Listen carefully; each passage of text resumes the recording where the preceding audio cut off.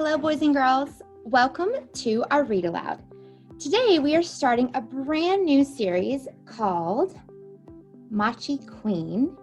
It's written by Debbie Mochi Florence, and it's called Jasmine Tachi.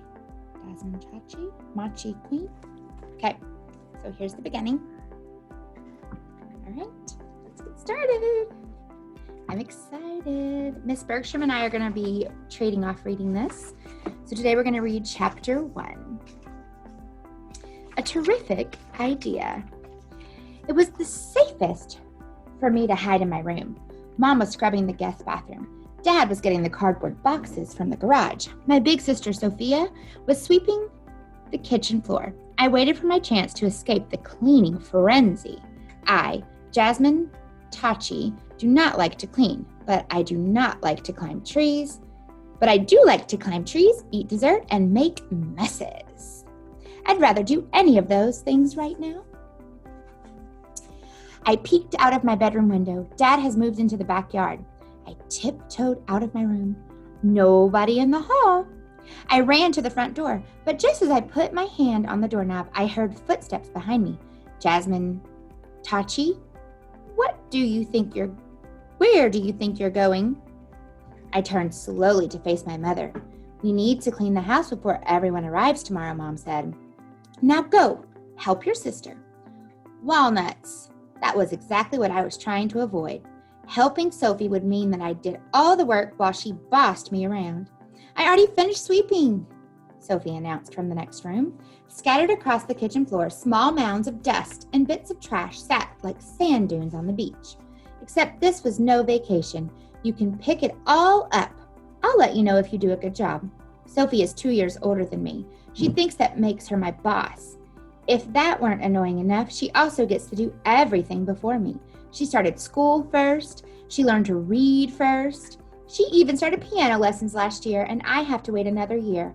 Not that I really wanted to play the piano. Sophie was always the expert. She thought she was smarter and better than me. Just once.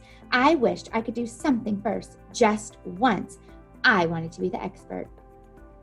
As I swept up the piles into the dustpan, Sophie climbed up onto the kitchen stool.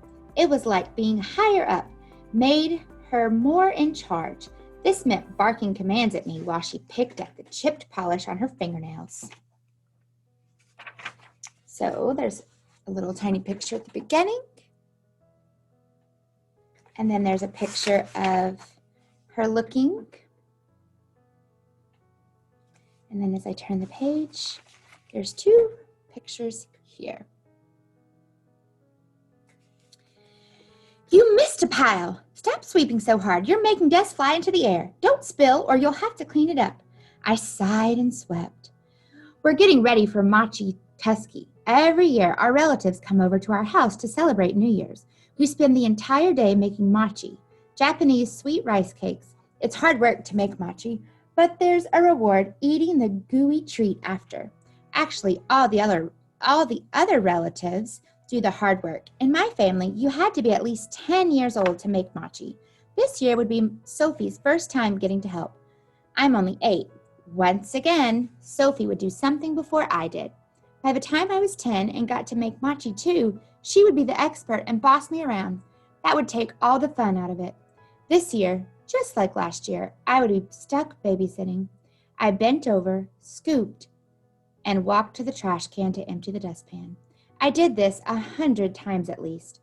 I wished I could help with Mochi Queen. I didn't want to watch DVDs with my 4-year-old cousins. It wasn't fair. I was big enough to make mochi. I'm going to help make mochi, I said to Sophie. She kept picking at her orange nails. You're too little. You'll only get in the way. I'm big enough. Yesterday, I noticed I came up to Sophie's chin. During the summer, I came up to her shoulder. I was growing. Just wait your turn, she said. This year, Sophie would sit at the table in the backyard with Mom and all the other women. She would probably get to sit right next to Abachin, our grandma, who came from Japan every year for the holidays. Stop pouting and finish cleaning, Sophie said. You'll get your turn at Mochi Queen when you're 10. I wish there was something I could do before her, something she could never do.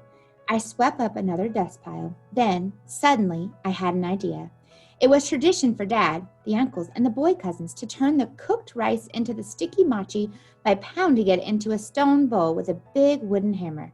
That's what I could do. I could pound mochi with the boys. What are you grinning about? Sophie scoffed off the stool. I took the dustpan from me. Sweep the floor again to make sure there's nothing left. You needed to be strong to pound mochi.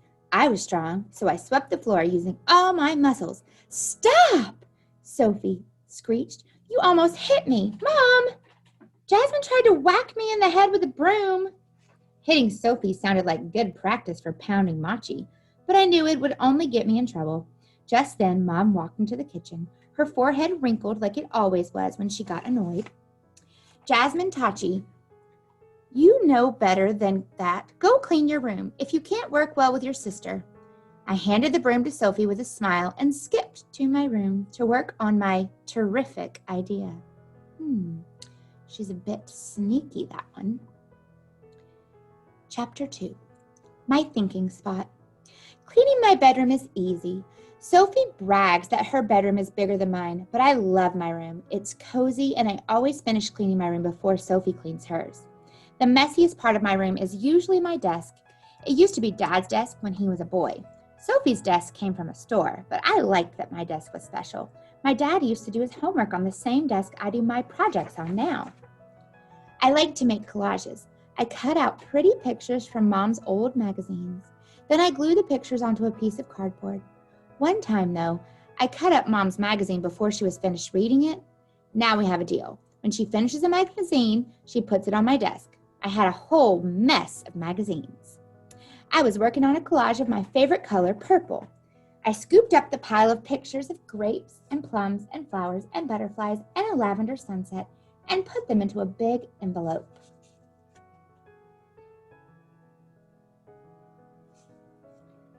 I stacked the magazines into a neat pile. While I did this, I thought about Mochi Tusky. I not only needed to convince my parents to let me help, but to let me join the boys too. My mom was all about rules. This was going to be tough. I needed to go to my thinking spot. We lived at what Mom called a quiet street. Like, that was a good thing. That meant there was no one to play with. My best friend, Lenny Green, lived too far for me to walk to see her. Fortunately, Miss Reese lived only 2 houses down, and even though she was old, older than Mom and Dad, she was fun to be around.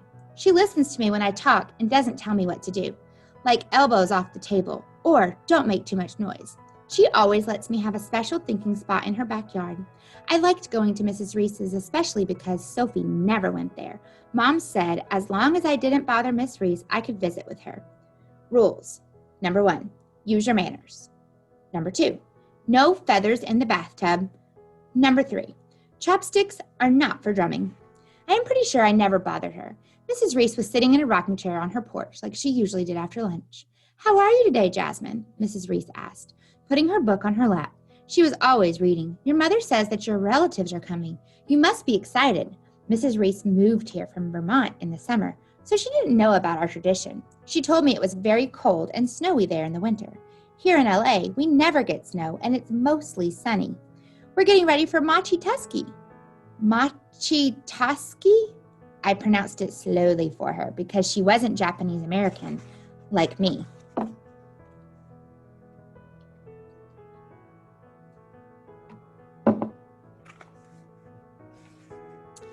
I couldn't really speak or understand Japanese, but I knew a few words. She nodded as I sat down on her front steps. What is that? Every year, I sat down on her front steps. What is that? Every year, our relatives came over to make mochi. It's a Japanese dessert. It's good luck to start the new year by eating mochi. I closed my eyes, imagining biting into a chewy treat.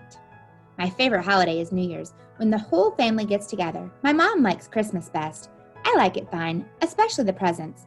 Sophie's favorite day is her birthday. It's a lot of work to make mochi. Mrs. Reese asked, is it? It takes 2 days. 2 whole days? Wow, what do you do? I frowned. Telling Mrs. Reese that I sat and watched TV with my cousins was not interesting. If only I could make mochi. Dad sets up the backyard with the tables and chairs, I said. Mom and Grandma wash special rice and then soak it overnight. When the rest of the relatives come over the next day, they cook the rice. The men pound the rice into mochi and the women roll the mochi into little balls. I just had to be able to help make mochi. I needed to think of a way to convince my parents. Good thing I had the perfect thinking spot. I'm going to climb your tree now, I said. Mrs. Reese told me I could climb her apricot tree anytime I wanted. That was my special place. The only rule was that I couldn't fall out of it. In her backyard, I climbed to my favorite spot for thinking. In the crook of the bathroom branches, I could lean against the tree trunk and not be afraid of falling. Not that I was afraid, I just didn't want to break Mrs. Reese's rule of not falling out. Most of the leaves were gone by now. I could see my backyard from here. Dad had already set up the canopy to shade the tables. Why did only the men pound mochi? Was it because they were strong? But girls were strong too. Last week, Tommy Frazier, a boy in my 3rd grade class, couldn't open his water bottle and he asked me for help. I opened it for him. If I could show Dad that I was strong, maybe he would let me join the men. There was a special hammer that they used to pound mochi. I couldn't practice with it yet because it was still packed in a box. I would just have to use my arm muscles as much as possible for the big day. Then finally my muscles would get strong enough to lift the hammer. I wrapped my arms around the tree and hugged it. I had a plan.